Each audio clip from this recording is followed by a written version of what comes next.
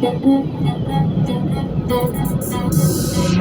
confess your sins and step into light that is shining bright within you.